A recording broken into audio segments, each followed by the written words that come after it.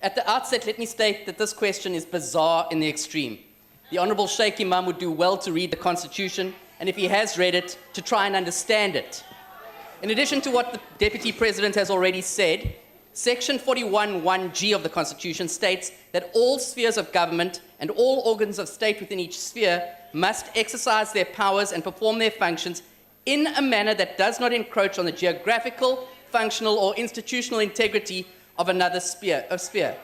And yet the Honourable Sheikh Imam would have the national government usurp that constitutional authority by having national ministers appoint MECs in another democratically elected sphere of government. The Honourable Sheikh Imam would do well to examine the shocking state of affairs in his one municipality Point that of they order, do Speaker. Order. Is that a point of order? Is it a point of order, Honourable? Yes, Honourable Speaker. Honourable Milham, can you take your seat? Yes, Honourable. No, one was laboring under the impression that the Honourable Member would ask a question, but seemingly he's now casting aspersion on our member. We take a very strong exception to that. He must focus on his question.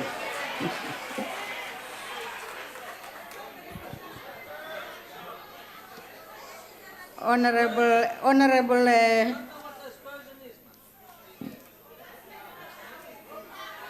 Kodjubani Kamalako, Honourable Members. Yes? Honourable Kubisa, Ngiyaxolisa.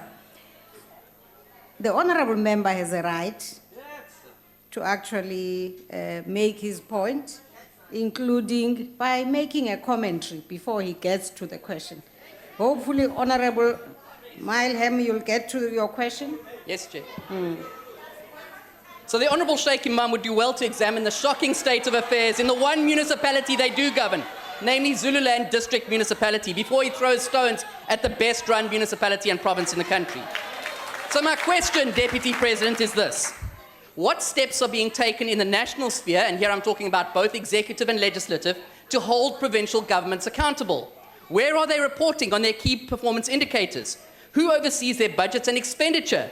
What actions are being taken to bring underperforming provinces, and more specifically, corrupt or maladministrating provincial executives into line? Honourable Deputy President. Thank you, Honourable Speaker.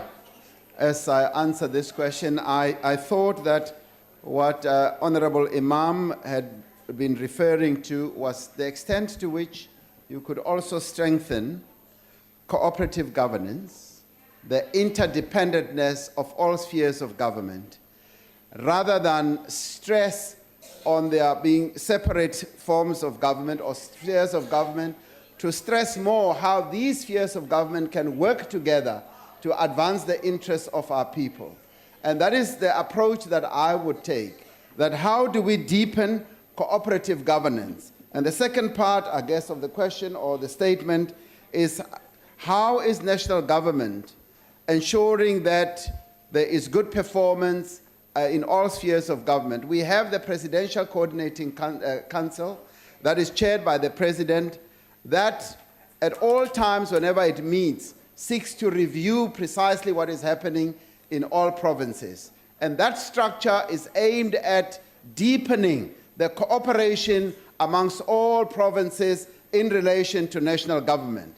And when it comes to budgets, we've got this fiscal commission that is meant to do precisely that. The Auditor General, in the end, is the one who keeps a clear check of what is happening in provinces and indeed in national departments in relation to the expenditure of our finances. So there is sufficient check and balance between the national and the provincial. And clearly, we do need to deepen that, to broaden that, to make sure that it becomes more effective.